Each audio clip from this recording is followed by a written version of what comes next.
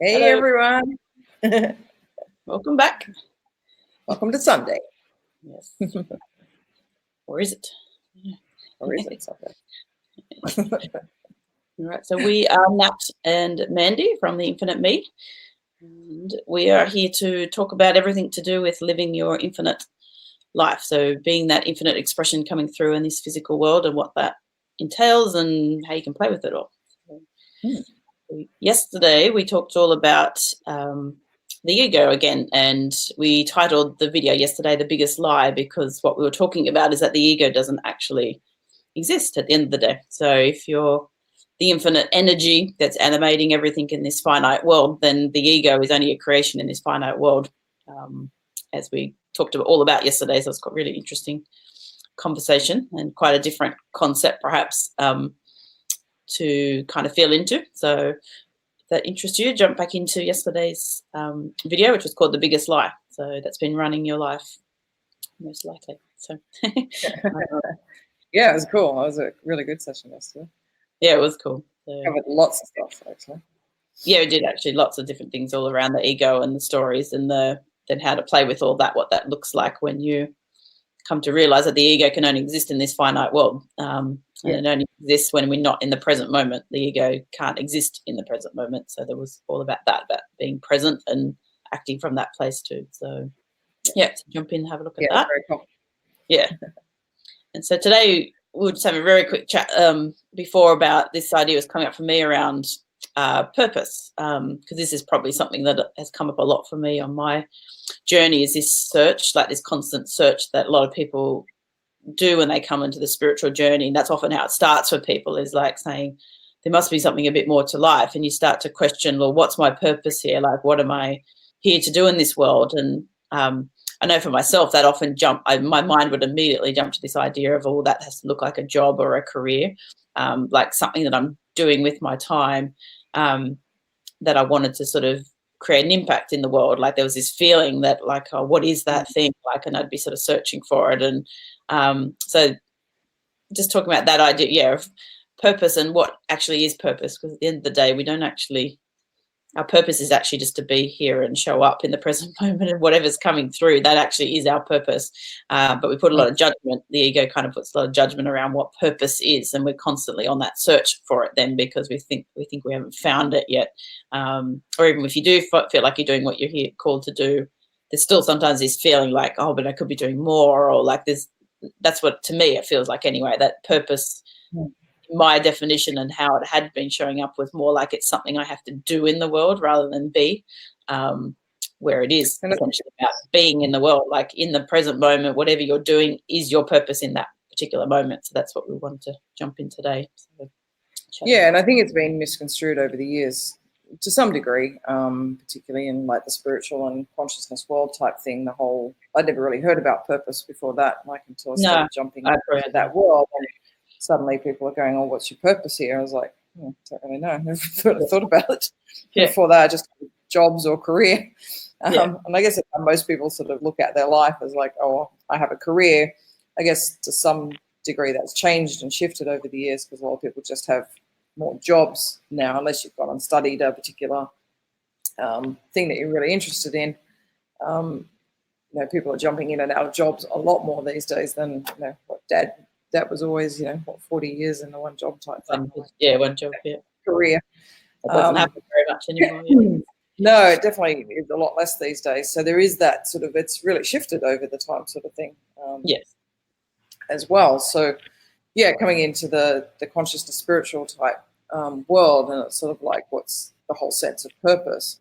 And I guess I was really feeling it before anyway, because it was sort of like, oh, there's something more. So it's sort of that feeling of, I'm here to do something more, like this is not the whole answer sort of thing. And I guess that gets wrapped up in the whole sense of learning about consciousness in the first place sort of thing. Like that was the answer, that there is something more. You're right. Like there's more to the story. You're going to work for 40 years.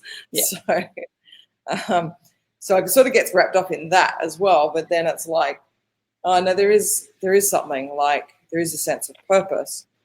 And I was like, but then I guess I've got very much caught up in it over the years. Like I remember spending years and years, like pretty much like you, where it's going, what is my purpose? So as if there's one thing.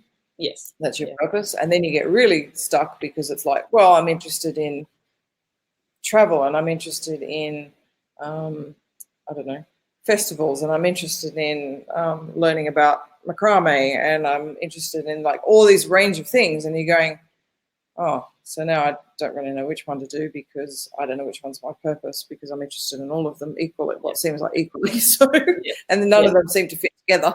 So it's like, oh, okay, now I don't really know what my purpose is at all. Like, and you sort of go on this quest, I guess, for years. Like some people definitely, I did it for years. We've got friends of ours that are still on it. Some people are even teaching about it, of how to find your purpose type thing, as if there's this one thing that you're working towards.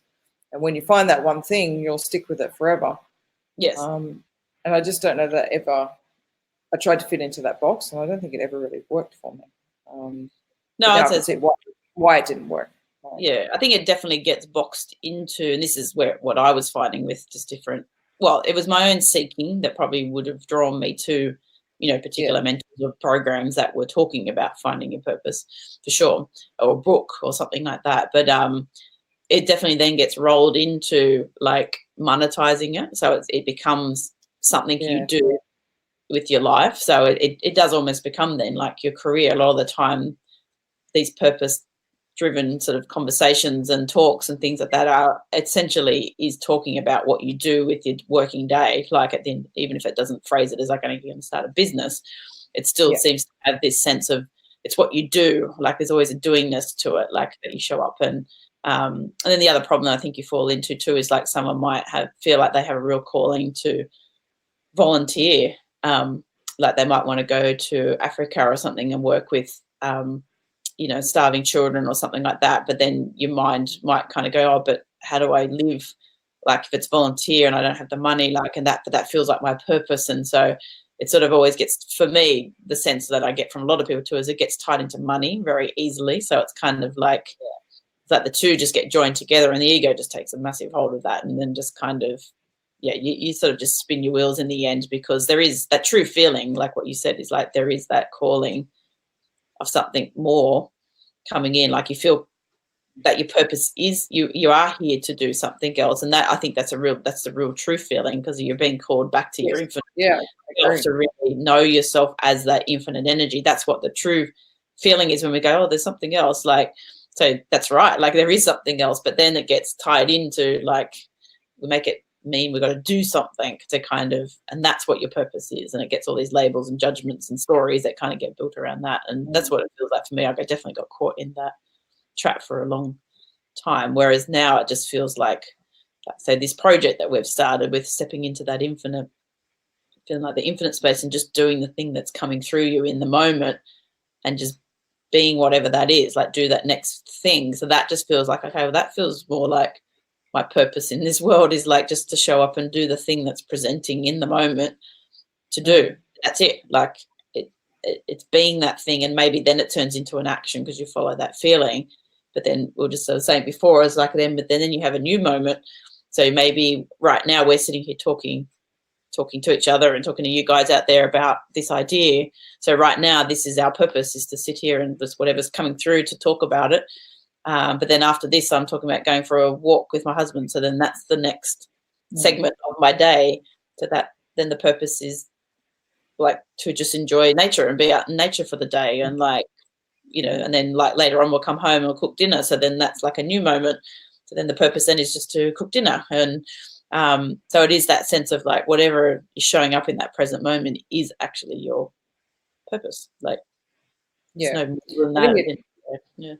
Sparked with me just before when you were saying about how we've connected money to that sense of purpose. and we do. Like, it's almost like there's an age-old saying sort of thing, I can't get paid for doing what I love. Yeah. And if doing what you love is your purpose, as it should be, that's the whole idea of it. So it's sort of like, it's almost like, is that on purpose itself? Like the fact that you have that thought process, and everyone seems to have it. So it's so interesting that why does everyone have that feeling?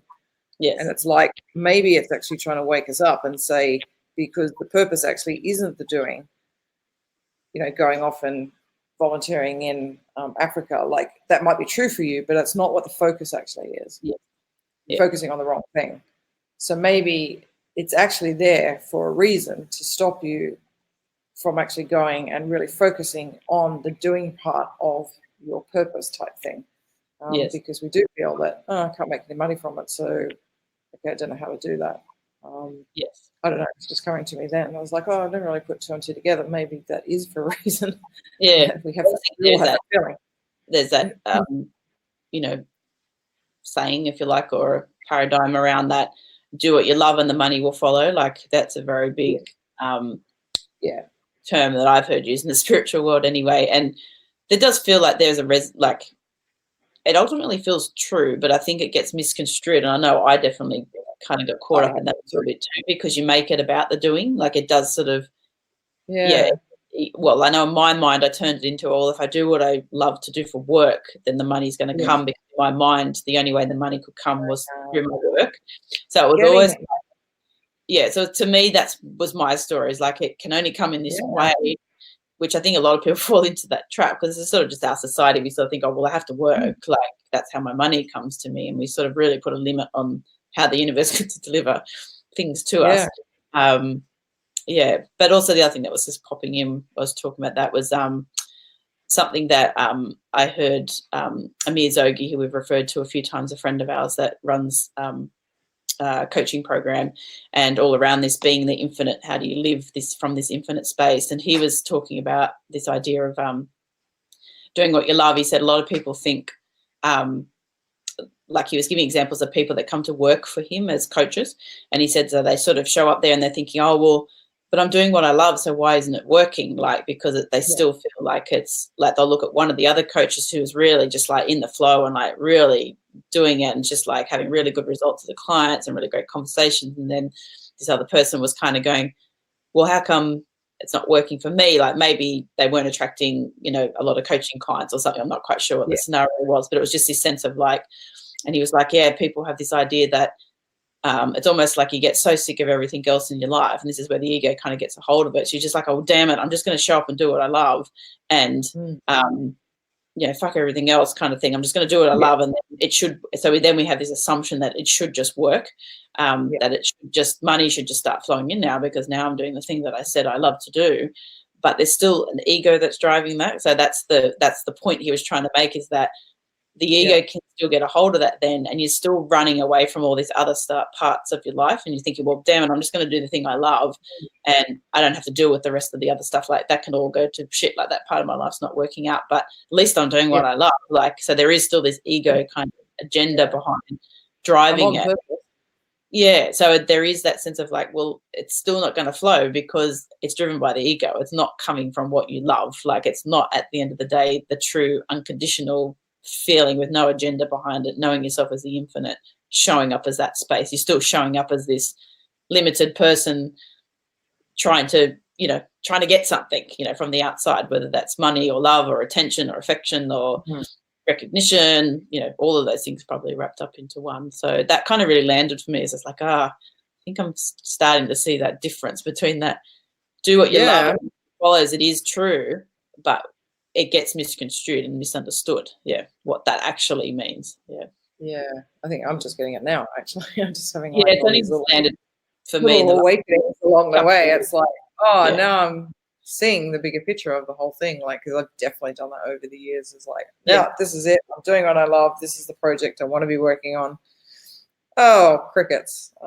There's no money coming in. It's like, okay, maybe that wasn't the right thing, sort of thing. Like, maybe we need to tweak our marketing or put it out in a different way, and maybe the messaging isn't right. So you go back and we've just done that so many thousands of times over the last like 5 or 6 years of like putting stuff out. Oh my God, it didn't really work. Maybe this isn't it. And we go back to the drawing board type thing. And it's like so frustrating. So frustrating. And it's like, well, I'm showing up, and I feel like I'm following my intuition about what feels right in the moment type thing. Like, and I have been so frustrated over the years with that. And I was like, because it wasn't really about the project in the first place. It wasn't about the doing of the project. Yes. Yeah. Yeah. Is that what you're getting from that? Like like the focus itself was wrong. That it really was about, and I've heard this before, like it's about who you're being when you show up type thing to do your project. Yeah. Like I've got that, yeah, but maybe I didn't really get that like until now, sort of thing, like putting the two together, going, it is about your true purpose. Yes. All you can do is actually be in the moment. Like it doesn't actually matter what you're doing. You could be washing up, you could be sweeping the ground. And I guess this is where the Buddhists talk a lot about it as well, sort of thing, like go and sweep the ground. You've got this massive area to sweep type thing. And it's like, we'll sit there looking at a flower for 3 hours type thing. It's like, why am I even doing this? Like, what's the purpose of this? Like, that's the first question that the mind comes up with, is like, what on earth am I doing with this? But when you do it and you're just totally present in it, like I've definitely done that over the years, sort of thing. Like my age-old thing that Jodie always laughs at me is I like to do sweeping. Because when I do sweeping, I'm actually just really quite present. And I get so many insights into things like different parts of my life or the next step in the project, like something. And it's like, oh, wow, like, or just life lessons. It's so amazing how many life lessons you can get from such simple task type thing of like, oh, my God, like I've never really seen that before. Like, it's amazing. I can't think of any offhand. But at least Mum would be very proud of you sweeping, but because our Mum's a bit of a cleaning freak, so yeah, she'll be very proud of you. A lot. She's completely OCD. Yeah, she'd be very proud. It's a proud moment. But I think it is like what you said, the folk. It is the it's kind of like we spoke a bit about yesterday. I think this whole thing about being in the present moment is the only way for the ego to not exist. So if we're doing anything outside of that present moment, then it can turn into that, like doing what you love thing. The ego can get a hold of that and kind of skew it. This is where it gets very clever and crafty, is what we were talking about yesterday. It's just like as your consciousness goes up, so does the ego, because it's actually a creation of your consciousness. So it kind of makes sense that the ego has to get more crafty as well. It starts talking your language, it starts talking like, and so being in the present moment is the only way for the ego to drop away.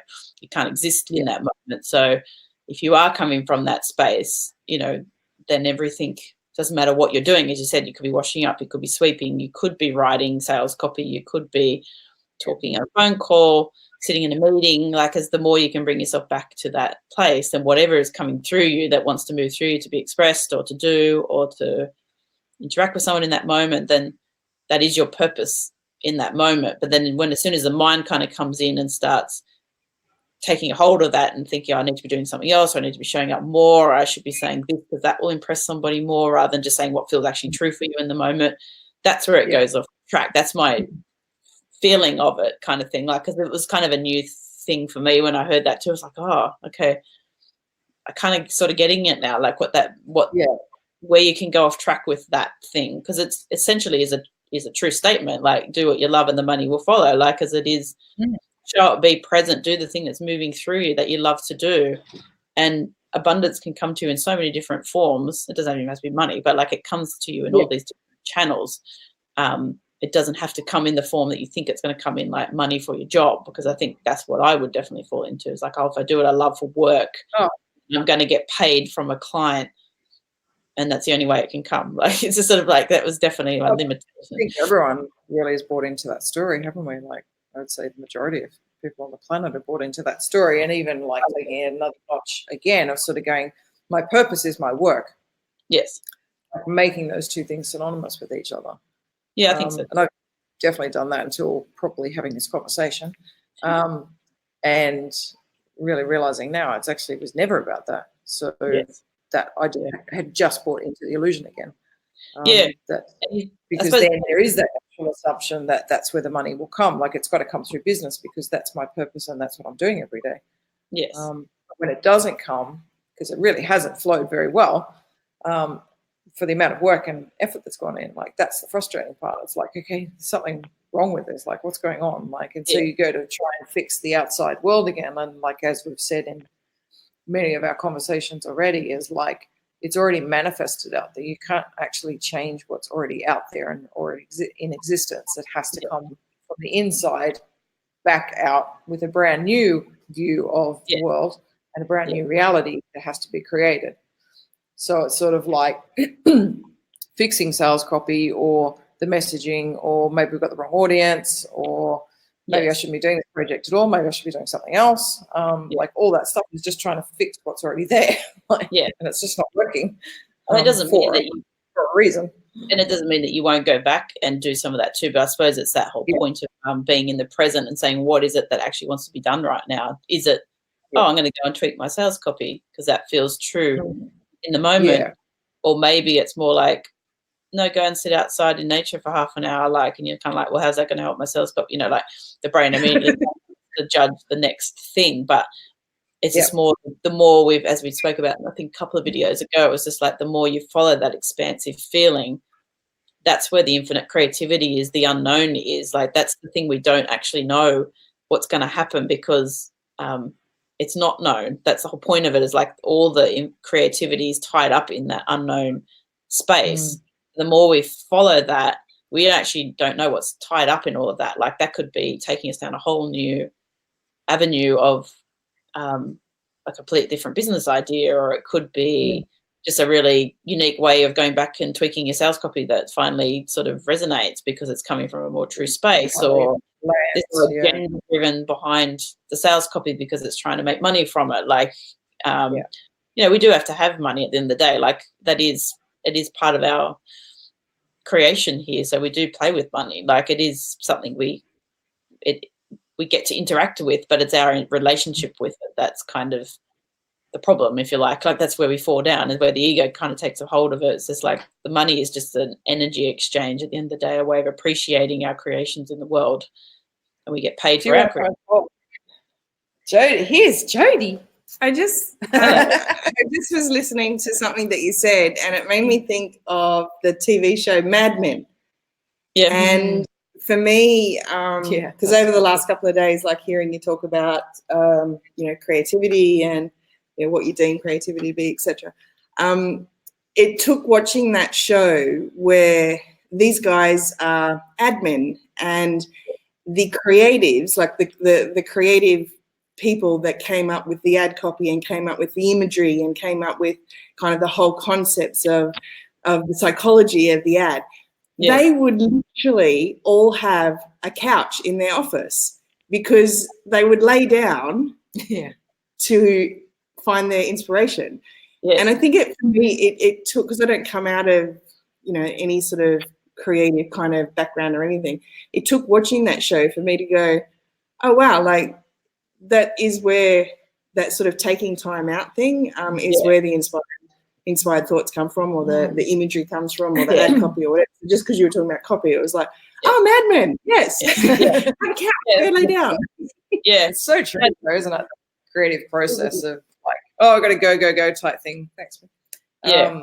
Go with our stuff all the time. And it's like, we've really learned, I think, largely from watching that show, is like, no, half of the creative process actually is taking time out, sitting there, allowing things to come through.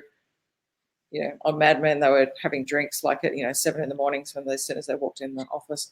But a lot of different people, different artists or whatever would take drugs, all sorts of things to sort of remove the mind out of the process, almost whatever you can do to remove the mind out of the process to get into that creative flow again and to be totally present so that you're on purpose. Like that's really the whole sense of it here, is like, then you're back on purpose. And when you're trying to, with the agendas of trying to do something, like I'm trying to do something now, and get some sort of outcome or manipulate some sort of situation, then we're back off purpose again. Like if there is such a thing as purpose, then it's like, how can you bring yourself back into the present moment, into your power, into infinite space again? Yes.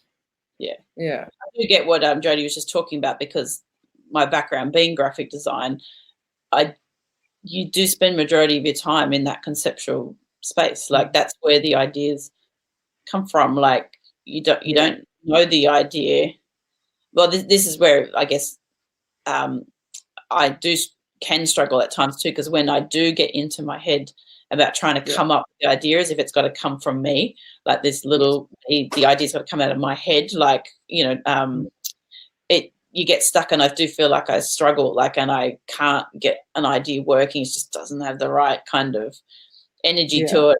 To me, it doesn't kind of contain the essence of what I'm trying to get at for the client.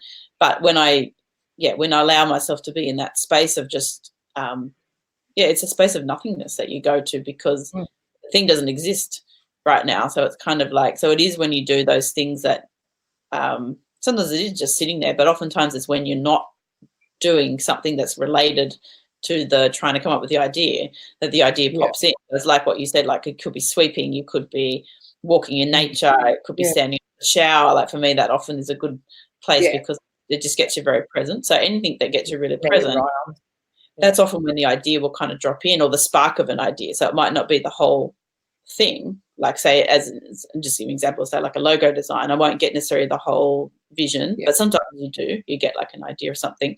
But often it's just more of a different angle that you hadn't looked at yet, or a slight visual comes in, and so you go, oh, wow, okay, I didn't think about that, and sort of might do a couple of little sketches down, and then it evolves into something completely different, usually by the end, but it's the start of that creative process. So, and most artists would say the same thing. It's just like most of the time goes in the trying things out. Like it's not, you don't just come up with a finished idea in the first instance. Like it's kind of like a working with the creative and being in the moment and going where the inspiration takes you.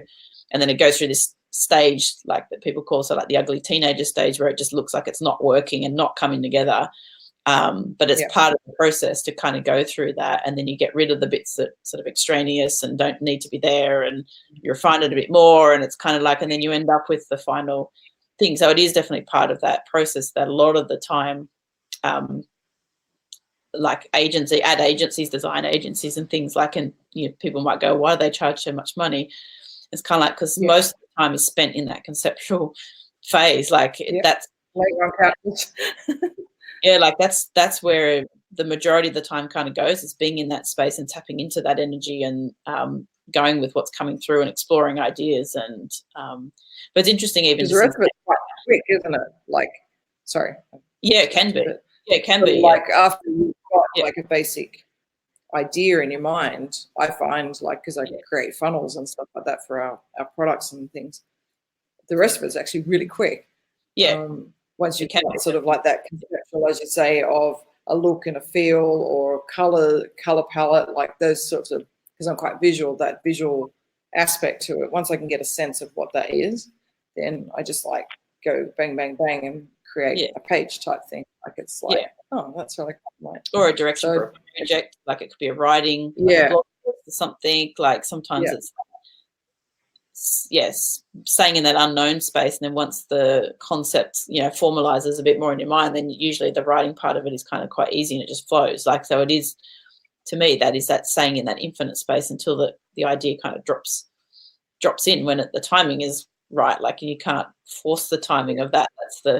I mean, I've definitely tried to force the timing of it. It doesn't work. That's why I get so frustrated sometimes, because I'm trying to force the timing of an idea dropping in. It's just not ready to drop in yet. Like, or I haven't got present enough to it is probably more correct when I think about it that way. But and I was just thinking then it's almost sort of contradicts a little bit what I just said. And so this is something I'm playing with because I don't know the answer to this question. It's kind of, I had recently had a project for a friend who wanted a poster done. So it was only going to be like a couple of hour job, you know, like it was just a little A4 size poster for a meditation, like a 4-week meditation thing she was going to run with her church, something like that along that line anyway. And so I was sort of thinking, and as soon as I was talking to her, like I was really present with her in this conversation. We're having this really interesting conversation about what she does and where she sees her work going. And she wasn't meditation. She works with anxiety, people that have anxiety, and she wanted to take some of this to the church, like about helping people to really get out of that mental space and, like, you know, start coming more from that love space, I guess, you know, and living their life that way and feeling more calm and, you know, relaxed in life. And So she was going to do this 4-week thing, and as soon as we were just I was really inspired, like her vision of where she wanted to take this, and I instantly got this visual just dropped into my mind of like what the poster was going to look like, and I just went, oh, okay. I haven't kind of had that happen before, where it was such a clear image, and so I thought, okay, and I sort of shared the image with her, like of what was coming in. She goes, oh, that's really interesting, because that's kind of how I see. She does things like Akashic record readings, and she works a lot with the sort of unconscious world, if you like, sort of thing. And so she said, oh, that's kind of how I feel like images come to me. Like they feel like they're a little bit blurry, a little bit like of a silhouette image. She sees guides and things like that. And so I thought, oh, that's really interesting, because that was kind of what I was seeing. And so, so I said to her, look, I don't know if that's the final design, but I'm going to do that as one of the concepts. And so I had in my mind, like, I'll give her a few different concepts. And again, it was a quick job, so I wasn't going to spend like a huge amount of time on it. But then I just did that concept up, and it was just like, no, that's it. That's the. I didn't feel any draw to do anything else. It was just that concept that dropped in. And even the way the creation came together was like weird things were happening with the program, even that I was doing, that created the visual that I was trying to create without me even having to, like, because I wasn't quite sure how I was going to create this image. Like technically, I wasn't quite sure I was going to get the effect that I could see. But then weird things happened with the program that just created the effect, and I was just like, I don't quite know how I did that, but okay, like that's looking for. So I don't even know how to recreate that. If she changes something, I actually don't know what I did. Like it's kind of a bit like that, and so I just showed the idea, and she loved the idea, and it was just like, okay, like, so that was the first time I've had that really happen, where it was such a clear, like, no, this is the design, and no other thing presented. So I don't know, like, if that's how it always is, if we're really present and that idea would just drop in, or is there this idea that it takes time and you have to sit with it more? I don't know. Like, that's kind of something that I'm going to play with a lot more now, because I don't know. Maybe it's both, like it's just that. Can be whichever, I suppose, like depending on where you're at the time, and as you say, how tuned in and present you actually are to the thing. But some things are meant to take a longer process, perhaps. So it was meant to always take that time. You didn't do anything wrong, you weren't. No, I don't think so either. Because you weren't present enough. Like the whole process was going to take that amount of time, and for whatever reason. It probably depends on the project too. I would say too, because sometimes you might have to.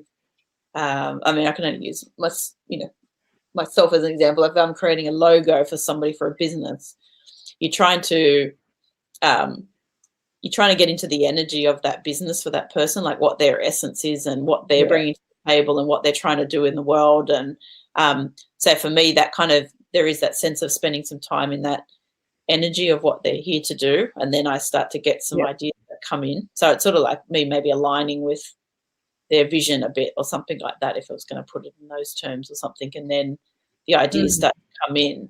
So that could be the same for anyone that's maybe got to work on a bigger project at work, say, for example, and so it's not just like a one-day job, like it's a month-long project or something. So you might have to spend some time kind of being in that energy, and all the aspects have got to come into that project, and they've all got to kind of land in your brain a bit. So you spend some time in that conceptual unknown space for it to kind of land in the solutions, the right solutions to kind of present.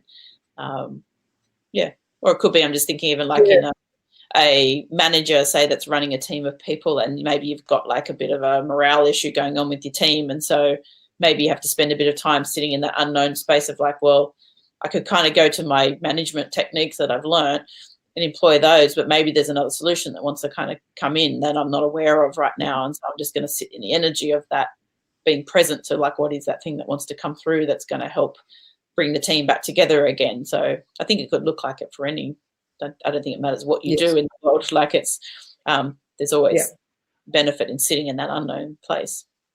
For the solution to come through. I was wondering whether, I guess this whole conversation, particularly this last part, has really sort of sparked if you're doing sort of more spiritual consciousness type stuff and you're, awakening to your infiniteness, whether there's more of a pull to do stuff like your own projects rather than working for somebody else. And maybe it is part of that whole creative process type thing, like at least when it's your stuff, you're on your time sort of thing, like you can give yourself permission to go and lay down for half an hour and sort of visualize what's going on, that sort of stuff. Like if you're in a corporate environment, and I think we've shifted that over the years, like things like Google and like some of these big companies that are really kicking ass. When you really look at their work environment, they appreciate 100% what it takes to be creative and what they need from their people type thing, what they need to give to their people to then get back their creativity sort of thing. So there is these pods you can go and lay down in and take time out and all that sort of stuff, like and that play aspect even of the work environment sort of thing of we can go down slippery slides and climb ropes and all that sort of stuff. Like all of that helps the creative process of coming out of you. So I think things are shifting, but definitely sort of traditional corporate is not very conducive to taking time out and having, sleeping under your desk type thing to get some sort of creative moment. Yeah, definitely not. Yeah, so it's like how much true creativity have we actually ever had in the corporate working world type thing? The stuff that's being produced probably is the same thing over and over again, largely because we're just not allowing that infinite space of people to give people that ability to bring in totally new stuff. And a lot of time is being driven by, things like making money and making profit and getting somewhere, being better than this company. And so it is coming from that, trying to get somewhere sort of thing. So that's usually there isn't room for that creativity. It's kind of dismissed as, well, that's not productive kind of thing, or that doesn't make us, I can't charge the client that, or I can't, can't equate it to money usually. So it's usually the case. Yeah, that's right. And then as the employee, you feel totally guilty about taking any time out sort of thing. Like we won't even take a day off, let alone have time out in the office. It's all performance-based sort of thing. So really the whole environment is not conducive to being on purpose. And if being on purpose is just being totally present and allowing the creative flow to come through you because you've given it space, how on purpose can we be with those things? And maybe people are waking up to that and going, that doesn't work for me anymore. Like I need to do my own project now because I want to do it my way. Yes. The way that feels true for me. Yes. Which I think is awesome for the whole sense of purpose type thing. If the whole idea of just being on purpose is just to be present in the moment of what you're doing. Yeah. And sort of brought up as well the whole sense of multitasking. I know women traditionally are sort of a lot easier at multitasking than men. But we've even noticed over the years too, like we were doing lots and lots of projects when we first started, like 5-6 years ago. Way too many. Couldn't give stuff the focus that it needed type thing. So at the time it felt true to start those things, but no doubt there were lots of agendas there and bits and pieces as well. So over the years I've noticed that our whole multitasking thing definitely has streamlined. Like we don't do anywhere near as many projects or as many ideas rolling out and all that sort of stuff. So it sort of has taken that form of being a lot more focused. But also just the day-to-day things. So like I'll get up and I'll go, okay, today I'm focusing on this project or our project sort of thing. Like today's dedicated to our project and I'll just get tons of stuff done with our project. So, but I can get a lot more present with that now because my mind is not working at a million miles an hour of like, oh, I've got to do this, I've got to do that, blah, blah, blah. And then I've got to think about the other project and I've got to do that and I've got to get back to that person. It's sort of like go type thing. So I don't know, I guess there's just this natural progression towards not multitasking as much when you are on purpose. I think so too. Yeah. Well, you can't be more present. At the end of the day, you can't really be present with something when you're multitasking. Like it's kind of almost the opposite, really, because it's kind of like your mind is trying to do all these various different things. So how can you actually really be present with the one thing? It's like you can get stuff done. You can get stuff done, but like you might actually get more done. But if you just focused on one thing at a time, but a mind wants to think, no, that won't happen. Kind of like I can do 5 things at once and be out the door in 10 minutes. And I definitely can do that too. Like the multiple things at once. Like you said, I think women do it a lot more than men do. It's just sort of our natural ability that we can do that a lot of the time. But but doesn't mean we should be doing it. Like, it's kind of like we get very drawn into it. But I think it shows up differently too. Like, when you're actually really in flow, it can look like you're multitasking, but you're actually doing it from a really present space too. So I think you can come at it from different angles too, because I just know, and this is where you probably see women do this a lot, like men probably look at their partners and kind of going, like, you went over there to do, you might go over there to start rinsing a plate, and then you kind of go, oh, I'll just go and put that rubbish out because you see that the rubbish bin's full. And then when you go out to the rubbish bin, you're like, oh, that plant needs some water. So you go and water that plant. And then you sort of notice that, oh, I better sweep. Oh, that looks like that needs some sweeping up. So you go and get the broom and you sweep that up. And then that leads to like women do that kind of thing a lot. You go to put something away in the cupboard and then you kind of, oh, that's right, I needed to go and do that. So then you go over there and get that thing. You're outside doing something. But it's like you could see it as a distraction when you're not present. Like, I can definitely see that sometimes where it comes from this need to have something done. Like, I feel like, oh, either I want to accomplish something and feel like I've got a bunch of stuff done because then I feel like, being productive, or it can come from just a space of being in total flow and just going to that next thing, doing that next thing, coming back to that thing. And it feels like, it does feel very different when I come from that space. It doesn't feel like it was driven from this need to have my place in order, or otherwise I don't feel good, like it wasn't driven from a need. It was just like, no, that thing was calling me next to do, and I was really present in the moment doing that thing. Like, so I think it can show up both ways. Like, and I don't, there's a right or a wrong way. It's just like, it's the being present part is the most important thing. Like, if you're being present. True, yeah. So I remember Kev, my ex, he used to like watch me do the housework. He just go, how on earth do you do that? Like, it's just ridiculous. Like, you'd be doing exactly like you just said, vacuuming, one section of the thing, and then you see the vase, and it's like, oh, I need to put those flowers out. They're a bit dead. So you go in and you do that. You put those in the bin. The bin needs taking out, so I'll just do that now. And he just like going, and so like, but then he goes like, sort of within 2 hours, the whole house is done. He's like, I have no idea how you bring that all back together again somehow. Like, suddenly it's all done. I think women in general complete. But it is quite funny because you sort of observe yourself doing it, going, oh, that was really weird. Like, a minute ago I was just doing something else, entirely different. But if you're being really called, you're in the moment, and that was the next thing you're called to do, then that's fine. But then if your mind starts, oh, I was meant to be doing the vacuuming, I should be doing the vacuuming, oh God, but I'll take this bin out because so-and-so hasn't taken the bin out, so I should take the bin out because they probably won't do it. So, I'll just do it now. And then, oh, look, no, they haven't done this either. So, okay, I better do it. So, like, that's not coming from that present space. So that's when that multitasking thing can kind of get a bit sort of kind of thing. But when it's in the flow, it does work. Like, that's the thing. It is that being present with, that's the key part to anything, really. At the end of the day, is that being present is like the creative teardrops in the next thing to do presents, you reset your energy to that moment. And we'll talk about that, I think, just before we jumped on to about, I think Abraham Hicks talks about this, the Esther Hicks, that sort of channels the energy of Abraham. And they talk a lot about, I think they call it segmenting. I could be wrong with that word, but it's almost just like each moment has its own energy or purpose, if you like. So your purpose right now, like our purpose right here now, is to sit here and talk, have this conversation. And then, as I sort of said before, like, okay, after this, I'm going to go for a walk. So then that becomes the new purpose. And so what's coming through in that moment to do, and then later on it's cooking dinner. So that's a whole new segment. So you kind of almost like take a couple of seconds to reset yourself into like, oh, okay, now I'm doing this. And that energy kind of finishes from that thing you're just doing, and then you go into the next thing. And it is a whole different space. Because each moment does have a different energy.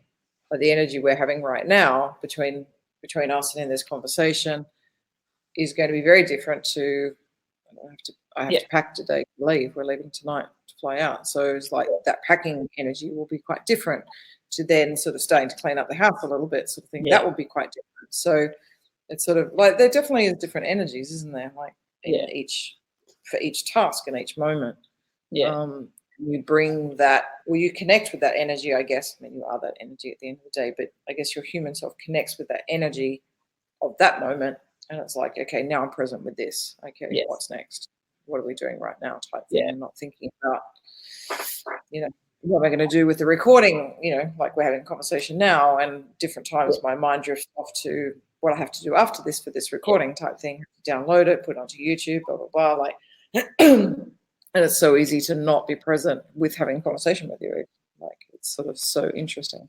Yeah, that's the thing I was going to say, which you just sort of pointed out, was just that the energies of each moment is very different, but the thing that pulls us out of that moment is like, we're in this moment now having the conversation, but we're thinking about the meeting we're going to have this afternoon, and going, oh, I've got to prepare that thing for that meeting. And maybe you don't actually have to physically do anything yet for that meeting, but maybe you do it 10 minutes before you walk into that meeting, but you're already in that moment, like that's like 5 hours away, and that's where your brain is, kind of thing. And so you're not in the present moment. So that's the whole point, I suppose, is that coming back into that present moment and doing what's needing to come through now in the moment, like what's that expression, and then that meeting is another moment, and you get to that moment when it comes up, like then you deal with that, being in that moment, see what wants to come through and what needs to be done in that moment rather than right now. So that was interesting just then, like as you were talking, I said to myself, do I need to think about what I'm going to do with this recording afterwards? Like, do I need to think about that right now? Of course, the answer was no.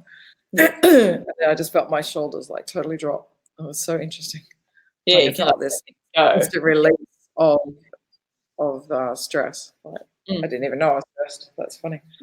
Like, I didn't know I was going like this, which I was. Yeah. But then, like, oh, do I need to think about that right now? And maybe that's a good question. It's like you've got all this stuff going through your head, and it's like, do I really need to think about that right now? It's like, no.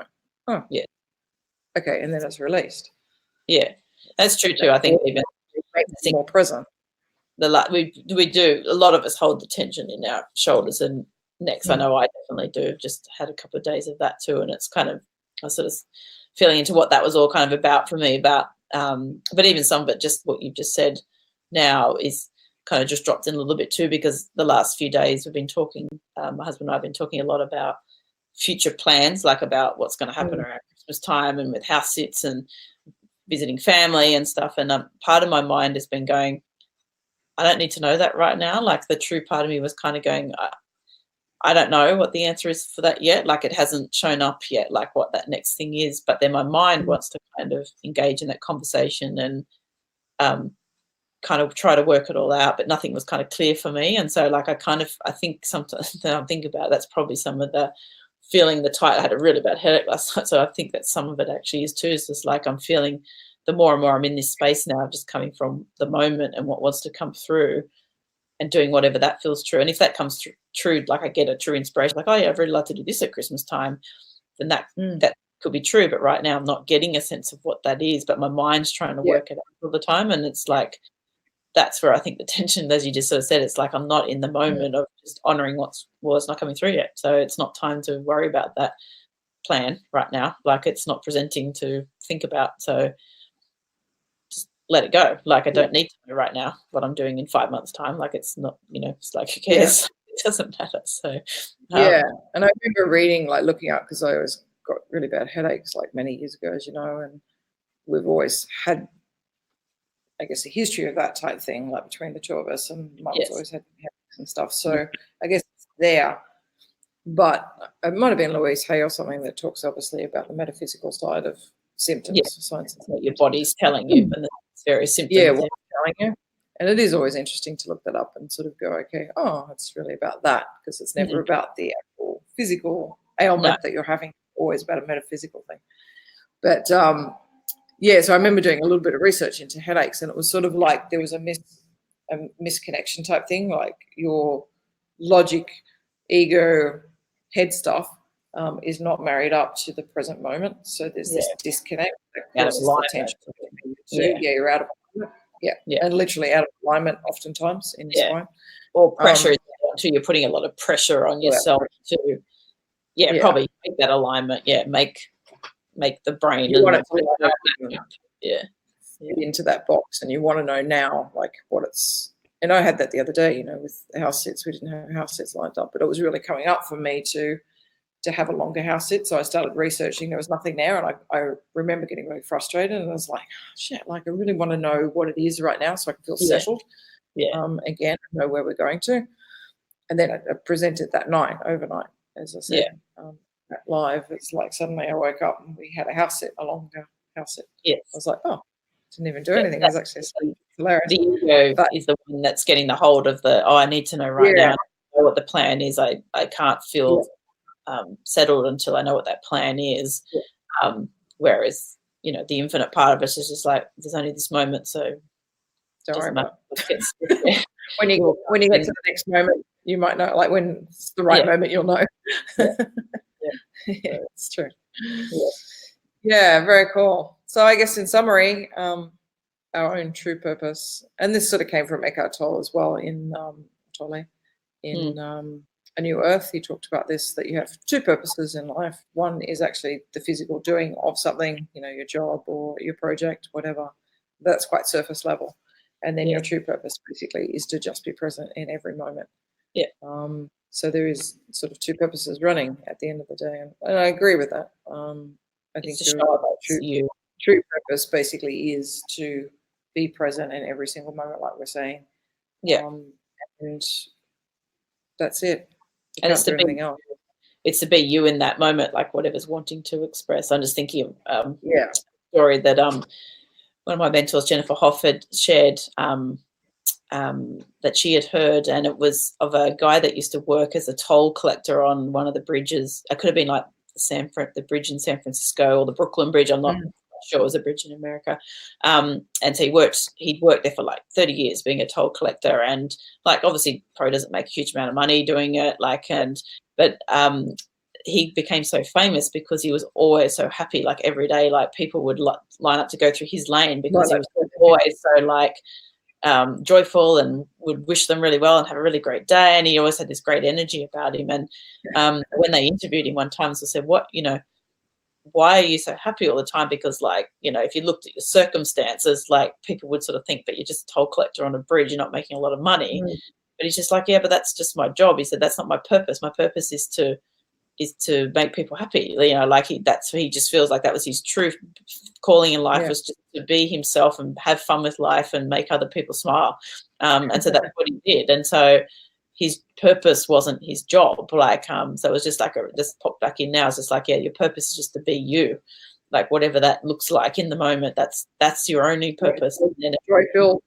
Translate into an action to do, but that is your only purpose, is to show up as you in the moment. So and then you don't need to try and make people happy or to get a message or to do anything. Like you being yourself, the more enjoy that you are, the more that spreads to everybody. You don't have to try about that. It's a natural thing that happens. The inspired action. Your inspired action will actually have the impact that you're looking for. Like if you're trying to impact the world or change the world or whatever, it's just like don't go and try and do that. Actually just be yourself in each moment, be on purpose and be joy-filled. That's all you can do, and then allow that to ripple out, because it will naturally do that. Yes. Yeah. Very cool. That's it. All right, everyone, on purpose today. In the moment. In the moment. So this moment's about to wrap up. Yeah. Hope you get lots out of it. Let us know in the comments if what you got out of this session. What was your biggest takeaways? I think I had a few big takeaways today, actually, a few big shifts, actually. I feel things shifting around right now, so it's really cool, different focuses. Yes. So that's really cool. Like the video, if it resonated for you, leave us a comment. Give us a little thumbs up. And cool. Alrighty. See you again tomorrow. I don't know what time it will be. I'll be on the road. Leave Malaysia tonight. Travel overnight to Milan via Bangkok. Won't be much sleep. I'll be looking a lot tighter than I am now. So maybe from Milan airport or something, I'll drop in and do our next little session. Okay. Excellent. Yes. All right. See you tomorrow. Have fun. See you tomorrow. Bye. Bye. Bye.